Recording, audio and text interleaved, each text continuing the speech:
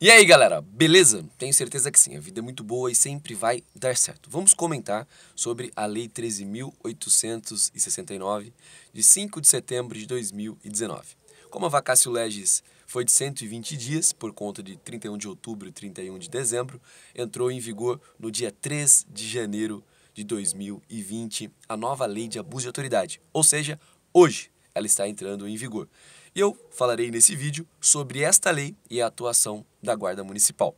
Para ficar bem simples de entender, eu vou passar pela lei e vou explicando para que vocês compreendam. Eu não vou passar artigo por artigo, porque eu faria aqui no canal, artigo por artigo, vai demorar um tempo um pouco maior, para que você estude, mas eu falarei brevemente sobre esta lei.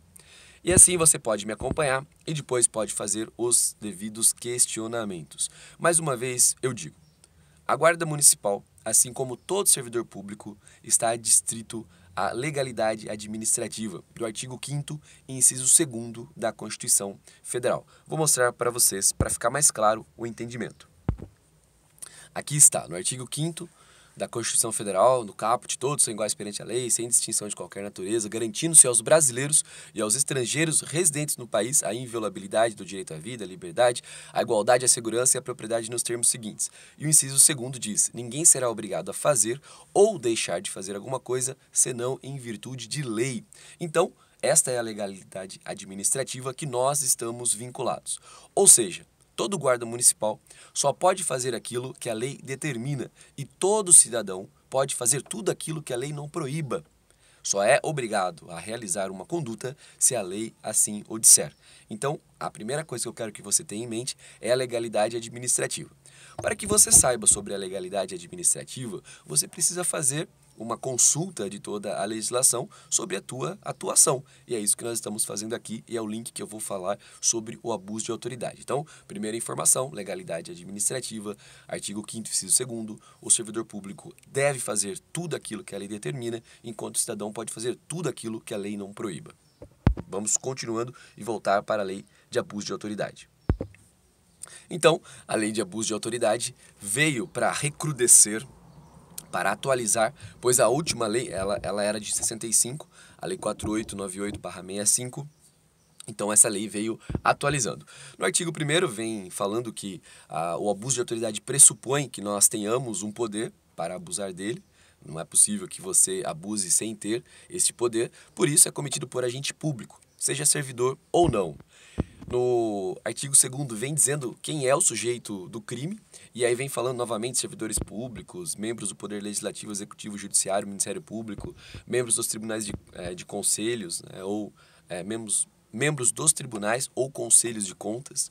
Então, veio só repisando aquilo que nós já poderíamos imaginar, mas tem um rol aqui que não é taxativo, é um rol exemplificativo. E aí continua, fala da ação penal, que é uma ação penal pública incondicionada, ou seja, não depende de representação, não depende de requisição. Uma vez que aconteça, o Ministério Público deve agir, que é o titular da ação penal. Depois, vem falando dos efeitos da condenação. E os efeitos da condenação, assim como era na Lei 4898/65, é muito pesado. Por quê? Torna certa a obrigação de indenizar é tornar o status quo, em tornar indene. Então tem a parte cível, que é a parte de você realmente arcar tanto com aquilo que houve de prejuízo, como aquilo que deixou de ganhar, lucros cessantes.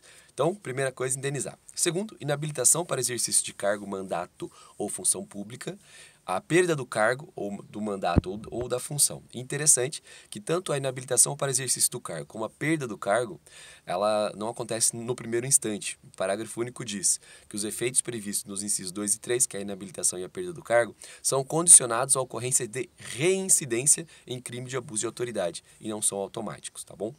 Mas muito grave. E aí vem tratando das penas restritivas de direito, prestação de serviço à comunidade, suspensão do exercício do cargo ou do mandato pelo prazo de 1 a 6 meses e com a perda dos vencimentos e vantagens. Então, nós estamos vendo aqui, a lei vem dizendo o que é, vem tratando do que acontece e no artigo 6º vem tratando das sanções de natureza civil e administrativa, pois você vai responder perante a corregedoria também.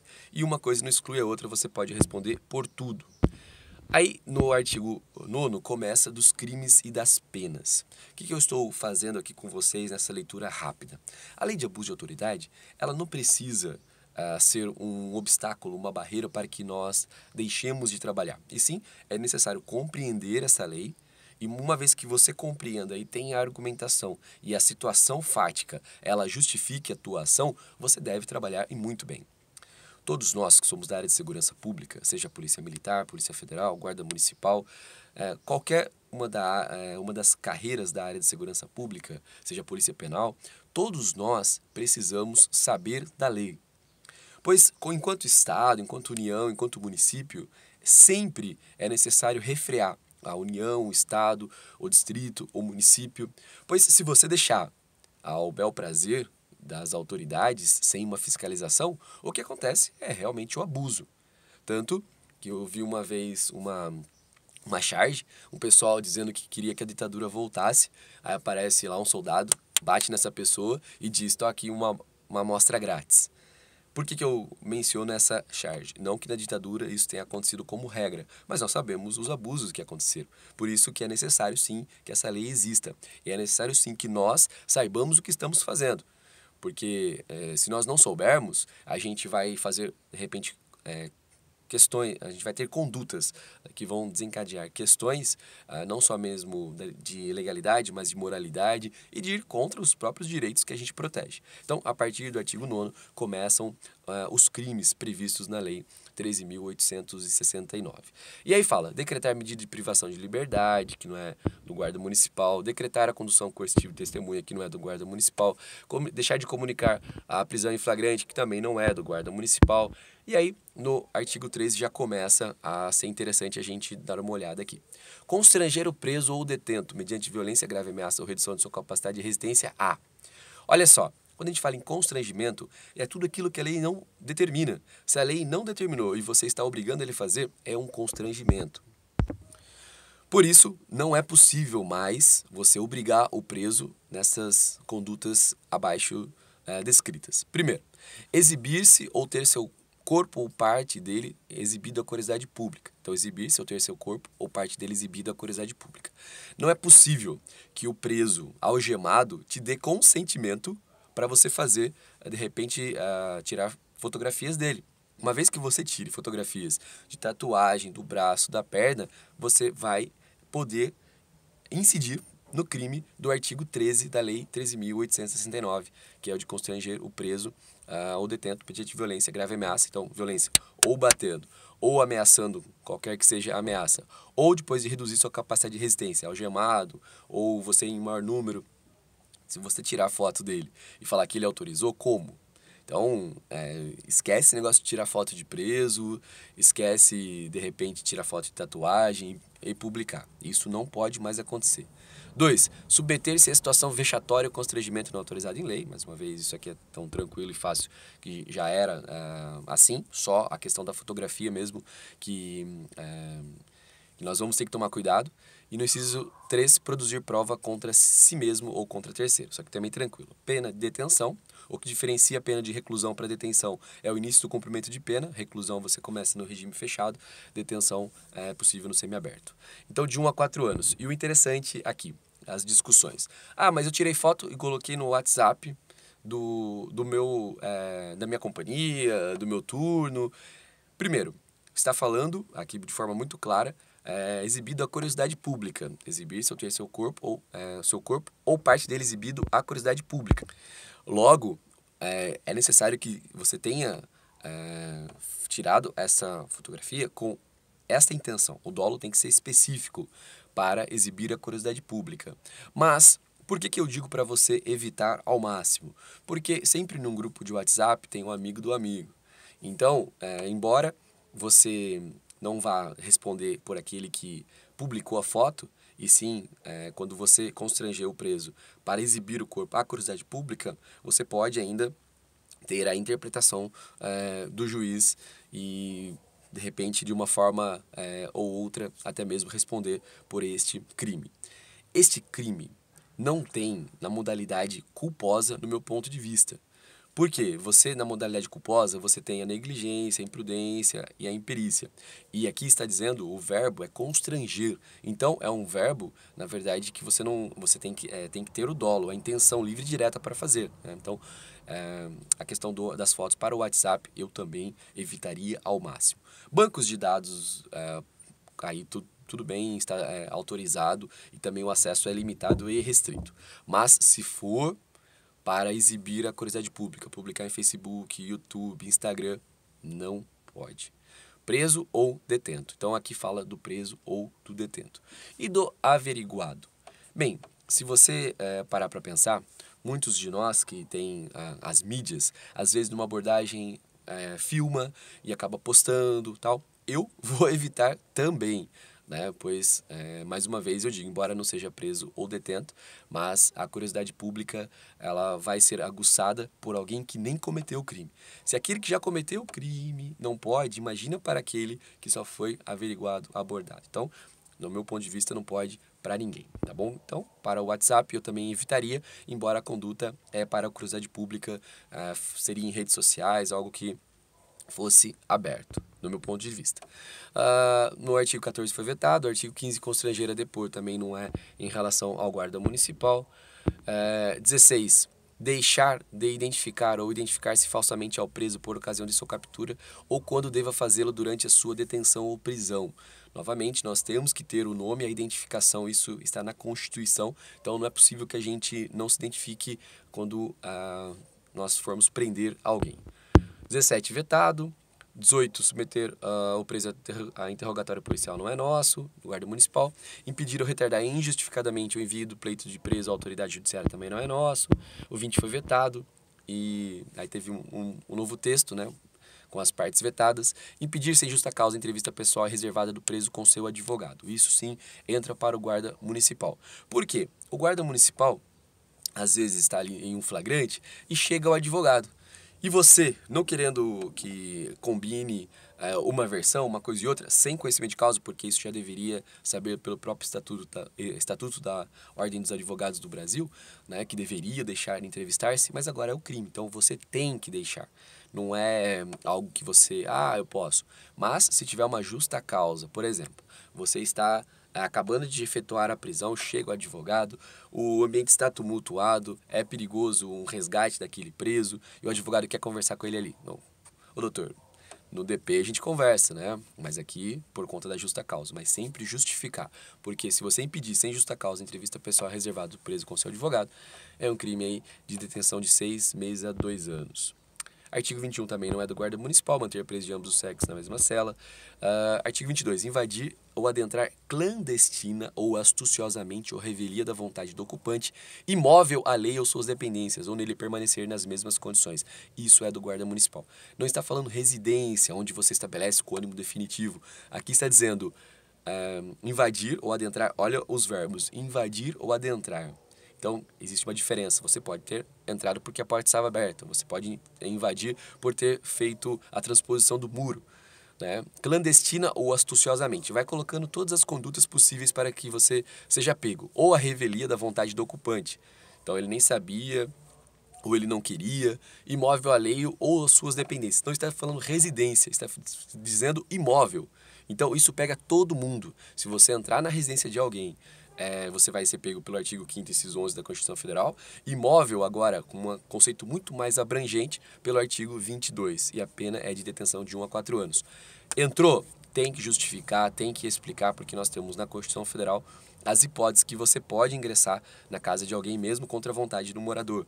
Então, se você pode, em uma residência contra a vontade do morador, em caso de flagrante delito, desastre para prestar socorro durante o dia por determinação judicial, que dirá imóvel, que é menos íntimo do que uma residência. Mas tem que justificar, gente. Às vezes o nosso problema é não fazer papel, é não escrever. E é preciso que isso aconteça, tá bom?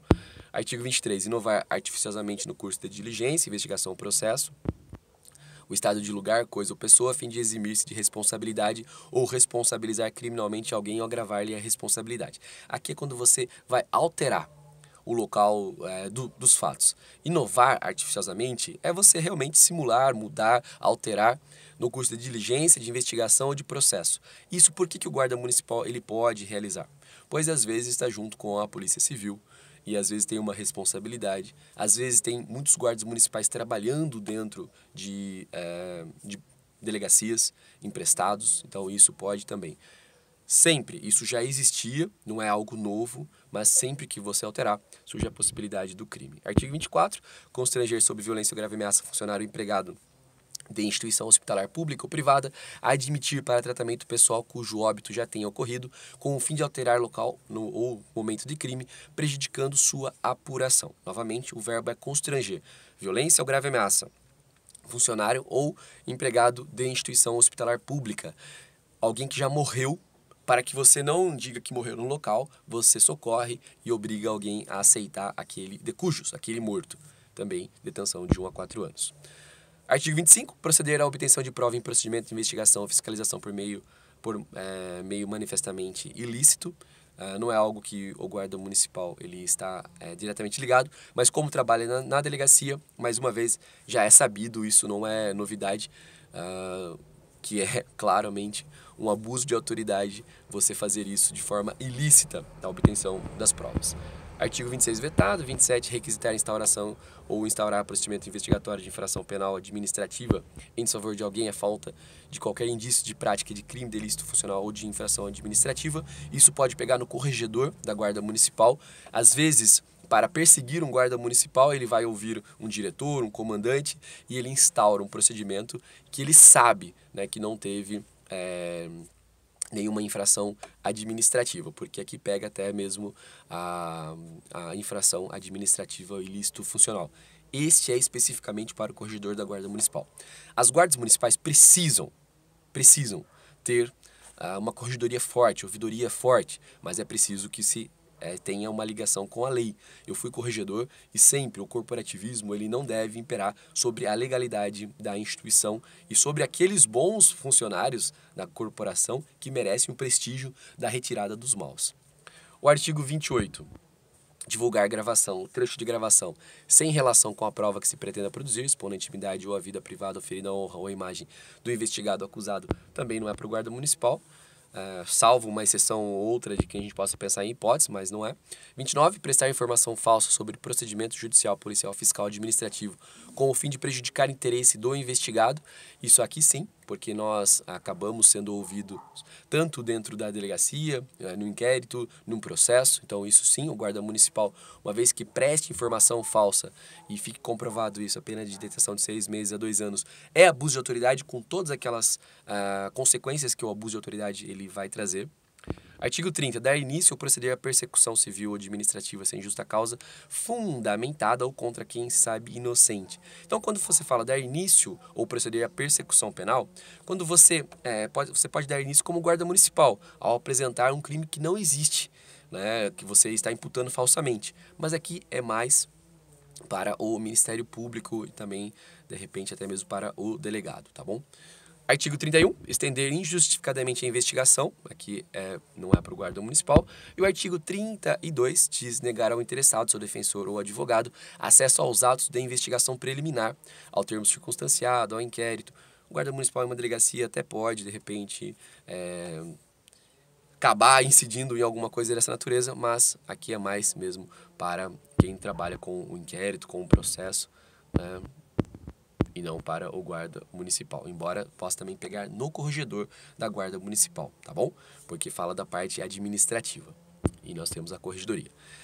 Artigo 33. Aqui é um artigo nevrálgico, que muitos estão dizendo, olha, a guarda municipal agora, ao atuar, vai acabar incidindo nesse artigo 33, que fala assim, exigir informação ou cumprimento de obrigação, inclusive ou dever de fazer ou não fazer, sem expresso amparo legal. Então, o que está sendo dito? Olha, uma vez que o guarda municipal esteja trabalhando, agora o artigo 33, ele vai alcançar porque o guarda municipal está obrigando as pessoas a fazerem algo que a lei não diz. Eu comecei esse vídeo falando do artigo 5º, inciso 2º, da legalidade administrativa. Aonde que está a legalidade para o guarda agir? Vamos lá para a lei 13.022?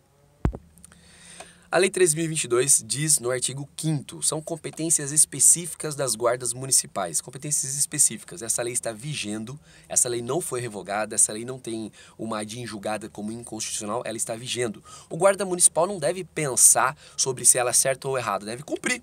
É isso que nós devemos. E o artigo 5º diz assim no inciso 2º, nas competências específicas, prevenir e inibir pela presença e vigilância, bem como coibir infrações penais ou administrativas e atos infracionais que atentem contra os bens, serviços e instalações municipais.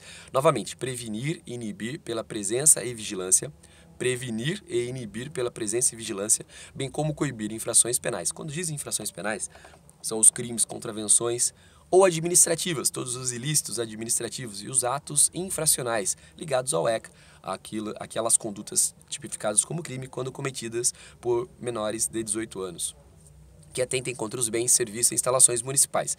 Bem, por excelência, a rua, mas não fique só em bens, serviços e instalações, porque aí sim a gente vai conseguir fazer uma concatenação lógica com o inciso 3º, que diz atuar preventiva e permanentemente no território do município para a proteção sistêmica da população, que utiliza os bens, serviços e instalações. Então, esses dois incisos, o 2 e o 3, ele determina que o guarda municipal ele vai prevenir todas as infrações penais, as administrativas, os atos infracionais, e vai zelar, no inciso 3º, para a proteção sistêmica da população.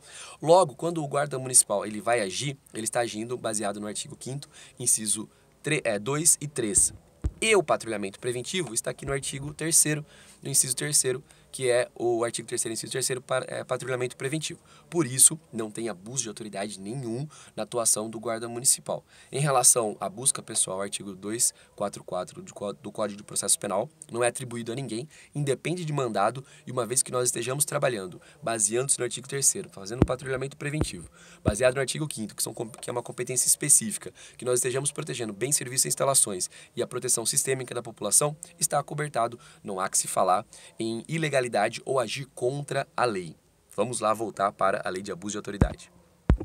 De uma forma muito clara que diz exigir informação ou cumprimento de obrigação, inclusive o dever de fazer ou de não fazer sem expresso amparo legal. Então tudo aquilo que eu determino para que o município faça, no município de Paulínia, onde eu trabalho, onde você trabalha, de repente na abordagem, na busca pessoal, está baseado no artigo 3º, inciso 3º, artigo 5º, inciso 2 e 3 da Lei 13.022, que está vigendo. Não há crime nenhum na conduta do guarda municipal.